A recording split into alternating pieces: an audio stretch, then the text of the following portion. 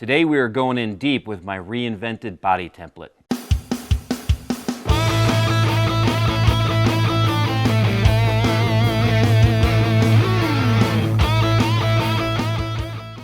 Because of overwhelming demand, I'm going to talk a little bit deeper about my reinvented guitar body template. I had at least a handful of people want to know more. And that might have been pretty much it for my active subscribers. All right, talking about subscribers, I had someone recently remind me, it says, Steve, you're not asking people to subscribe to your channel. And I'm thinking to myself, doesn't everybody know that by now? Do I have to say that every single episode in order to get people to subscribe to my YouTube channel? I don't know. What do you guys think? I feel like I'm too busy trying to figure out creative ways to make things better than worrying about how many people are subscribed to my channel.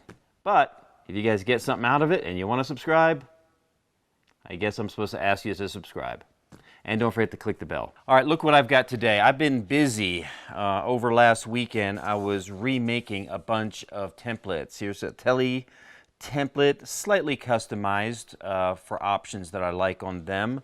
And the belly cut template for a Telly, and the neck pocket template for the Telly. I also put some body routes in this template I mentioned in the last video. And by the way, if you have no idea what I'm talking about with these templates, you got to watch the last video. This is an add-on to the last video, Reinventing the Guitar Body Template or something like that. Look it up. Anyway, I put these on there for wire route just in case I'm building a Telly that has a decorative top on it and consequently may not use a pick guard. I've also got a whole set here for Strat style. This is the basic triple single coil design. I've also got one that I plan to use for maybe an HSH or anything else in between there would work good. Now you notice I also put a couple little notches here for a forearm contour. And the forearm contour on here I'm going to get to in another episode, but I do it a little bit different than the standard Fender forearm contour. And I'll talk about that in another episode. And then here's a cool one with the back tremolo, which will perfectly line up because of my alignment pins. And here's a special one that you don't see every day. What I like to do sometimes is recess. If I use a tremolo cover plate at all, I like to recess that cover plate, especially if I'm doing a decorative cut where I'm cutting that cover plate out of matching grain material from the back of the body. I like to recess it in there. And so this allows me to do that. And then of course we've got the neck pocket for the Strat. Why did I make all these things? Well, for my class, obviously. Since I reinvented the body template, I'm going back and the templates that I have for school, I'm going and remaking all these templates so that the students can take advantage of some of these new features that I built into it. But what I want to talk to you, my YouTube followers, today is how I install the drilling bushings and also the hand grip threaded T-nuts. Okay, I want to talk and show you exactly how I'm doing all that. This is a deep dive on that purpose. After that's all done, I will take you through the routing of this particular template that I made. It's going to be a Nashville style Telly with some modifications based upon what I like to do. But I'm going to take you through the routing of this. So if you're just in here for the templates, then halfway through you can leave and you'll get everything you need to know. If you want to see how I do the routing for these templates and with these templates, stick around to the end and you'll see how I do that. Okay, this is what I'm going to need for the first part of this operation.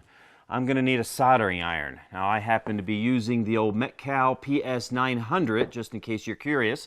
It's my absolute favorite soldering iron. It might be my only soldering iron at this point in time, but I do like it. I've had it for many years. We're going to need some of these drilling bushings. Now, I mentioned it in the last episode. These I had custom made, okay, because I needed the 1/4 inch diameter for my templates, but I needed it to not be any higher than any of the acrylic that I typically use, which is normally 1/4 inch, but like I mentioned last time, can sometimes be undersized depending upon where you buy it. So I ended up getting a whole bunch of these things. So if you don't need like thousands of these drilling bushings and you only want a handful, they are extremely expensive. I had a buddy of mine order some in a very specific size from McMaster Carr, and they seriously were around $30 some, $35, $36 each for these steel drilling bushings in a very low volume quantity. Normally they sell in the neighborhood of $8 a piece depending upon what size you buy, but that's typically what you'll see on eBay and such like that. But you will not see this size on there. I had to custom order it in a quantity that would get me competitive in that price range. So if you need some of these, let me know. They may be on my Amazon storefront at some point in time when I get this up and going. Now I've already pressed these drilling bushings into this one Telly template, and I want to give you a close-up. There it is pressed into the template. Notice that it is below the surface, and it's no more than flush on the backside also. But this is what this guy looks like. Now I want to show you a close-up because these are designed specifically for acrylic. That serrated edge combined with the gap in the center allows it to be heated into acrylic, filling up all the gaps and filling up that center track so it stays in there very rigid. This 1/4 inch bushing requires a 3/8 inch hole. Now there is a difference between the top side and the bottom side. So if we look at this really close, you could probably see that this side is a little flatter edge and this side is a little bit more of a tapered edge. It's pretty subtle. Hopefully you can see that in the camera. The difference between those two edges is the one with the tapered one goes on top. This is what allows the drill bit to find its way and kind of self-center into that drilling bushing and then continue down perfectly straight with the drill press. If you had if you had maybe a 3/4 inch high bushing, you wouldn't need a drill press, but you will need a drill press if you're doing these short ones that are less than a 1/4 inch tall. Okay, for this first example, we're going to bring up my neck pocket template, and we are going to press these drilling bushings into here. Really easy. What I do with a 3/8 inch hole, I will simply line it up, and then I'll take my soldering iron. I'll take a close look at that. This is an extra tip that I purchased that was a little fatter, and then I ground it down so it was really blunt so that it goes and gets stuck on top of that 1/4 inch hole without the point going all the way through and hitting the surface. I basically hold the drilling bushing on top of that hole and I angle the soldering iron whatever direction I need to make sure that it goes in straight. Now basically as it's heating up, it's pretty uniform in the way it heats, and the path of least resistance, it will track perfectly straight down. And once I see that it's bottomed out below the surface level, okay, and hit the table, I know it's flush on the back and it's below the surface on the front, so it's going to work really good for us. All right, soldering iron, little bit of pressure. I want to feel it becoming a little soft and beginning to sink in. I'll try to just do it with my left hand so maybe you can see a little bit better. And it's starting to sink in. It's halfway down now. And I'm trying to make it go down nice and level by angling my soldering iron as necessary. There we go. It's below the surface and it looks like it's bottomed out all the way at the bottom.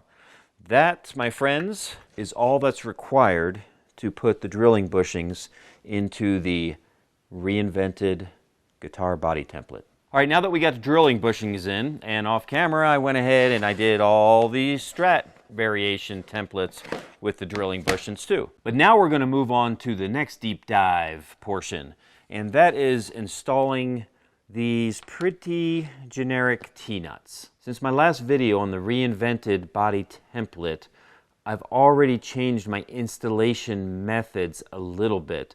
And if you got better ideas, I'm all ears. I'd love to hear them. But I think this is going to work out pretty good, and I'll show you my new improved Reinvented T-nut installation on the Reinvented template. Okay, first step is we've got to drill a 3/4 inch diameter, isn't that like 19 millimeters?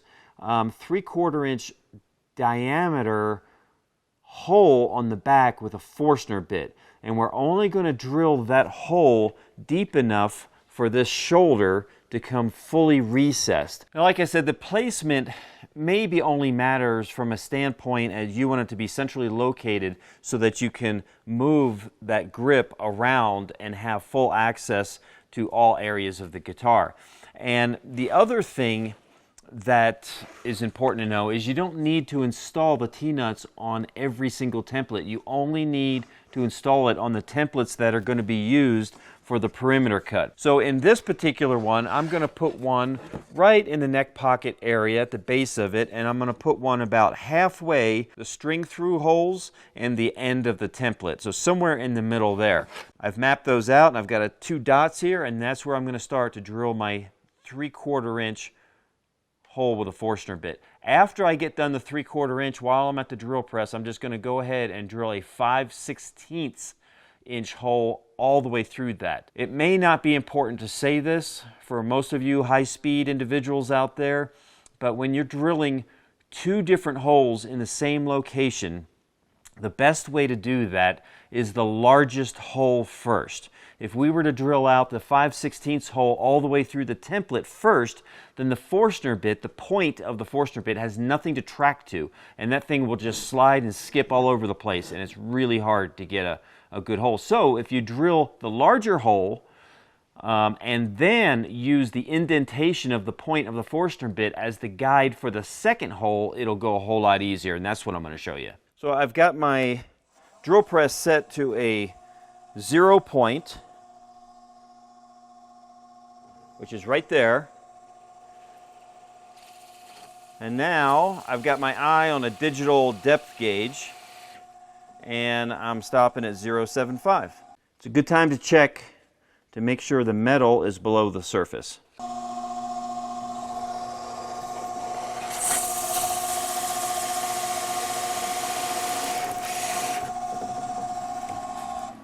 Now we go back to the template. I reset my stop to go all the way through the material, and now I'm going to let that point feed right into the center that Forstner bit made, and I'm going to easily plunge down in. And now we've got a hole inside of another hole.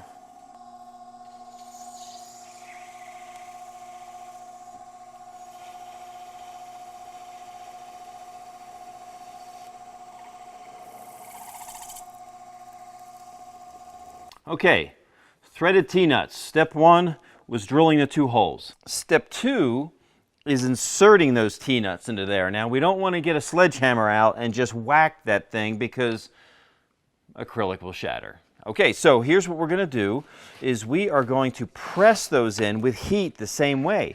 Now, the only difference here is I'm going to take a sacrificial piece of acrylic that I have the same size hole drilled into so that this longer part can go into that. All right, so it will end up sticking out the front, and that's okay because we'll take care of that in step 3.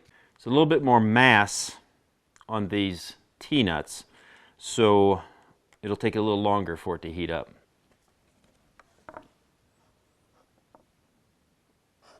All right, now here comes the surgery. We are just going to grind those down and grind that off very delicately.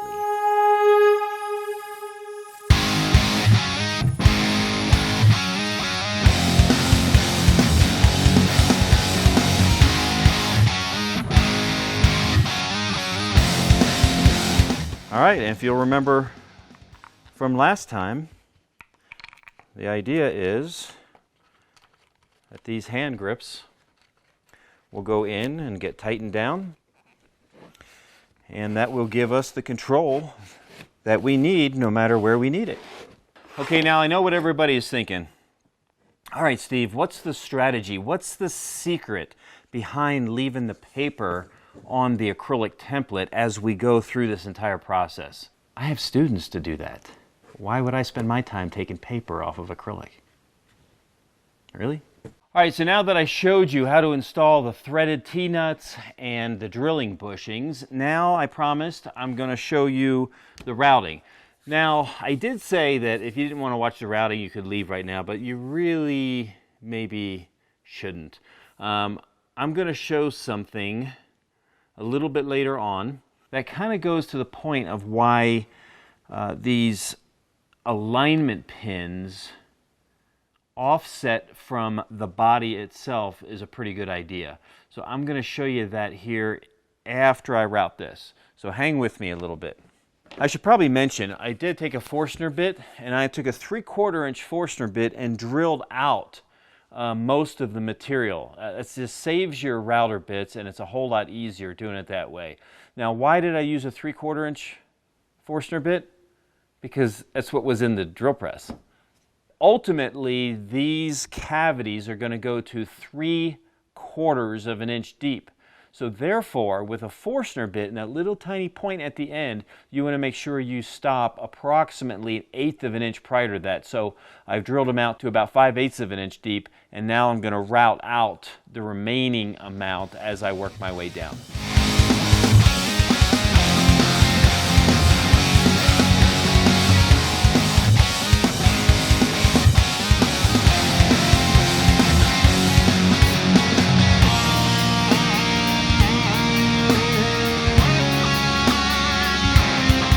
Did you happen to notice that I've got no tape under this thing?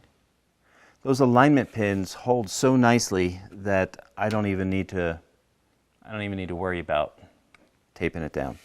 Moving on to the next template, same deal. Just drop that in place. I'm going to go Forstner bit out a lot of this stuff, and you know what size Forstner bit I'm going to use? That's right, 3/4 of an inch. This neck pocket is going to be 5/8, so I want to set that to a 1/2 inch. And these guys are going to be pretty deep.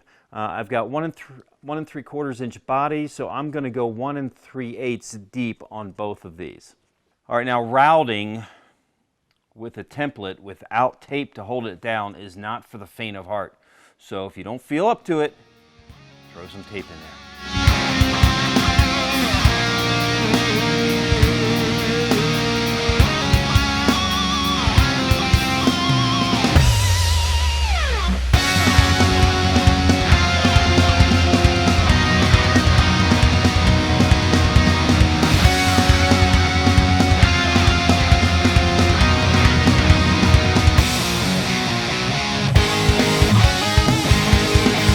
Okay, so we've got the 1 3/8 cavities routed for the electronics, and now we've got to do the neck pocket. Now, what I tell my students to do when we're using templates like this is to put at least a couple layers of binding tape, and I prefer the paper binding tape because it's more rigid than the blue, orange, purple, red, whatever color tape that has a little bit more give to it, a little bit more sponginess. The paper is pretty dense.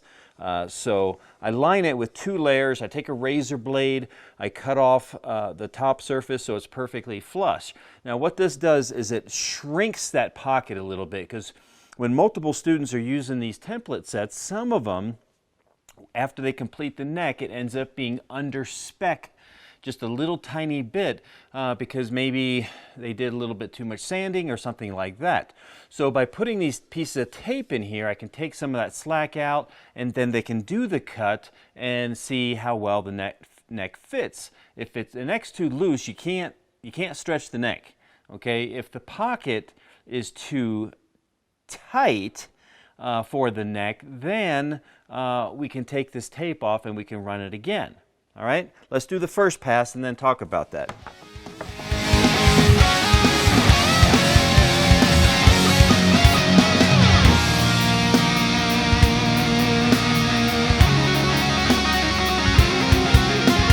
All right, this is where we check out the neck. Now, I don't know if you've noticed, but I'm building 3 necks, 3 bodies for the class here, all the same basic style. These modified Nashville Tele Deluxe maximized editions.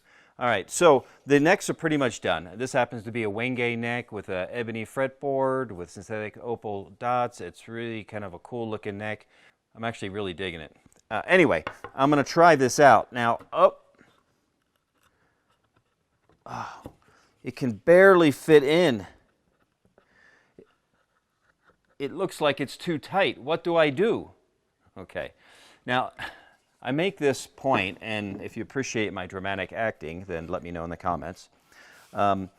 Because this is the beautiful thing about this template design. I obviously have too much tape in here. In fact, I don't think I need any. I think my neck is going to be a good fit. So, if I were the students, I would take off 1 layer and do it again, and then take off a 2nd layer if needed. In fact, why don't we just do it that way? It doesn't take that much more time, and it's good for an example. So I drop this back on again. Now, this is the part that makes it so beautiful.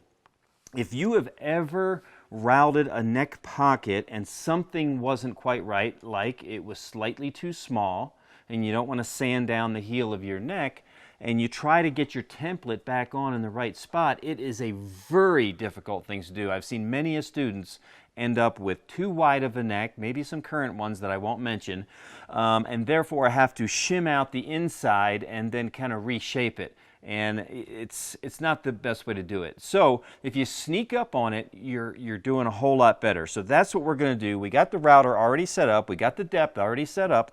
So all we have to do is route it one more time with that 1 layer tape off. And if it's still not enough, we'll take the 2nd layer tape off, and we should be good.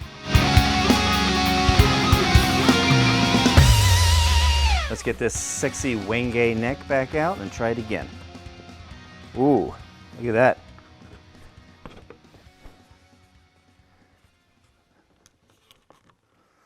You know what? That is a good snug fit, but it might be too snug.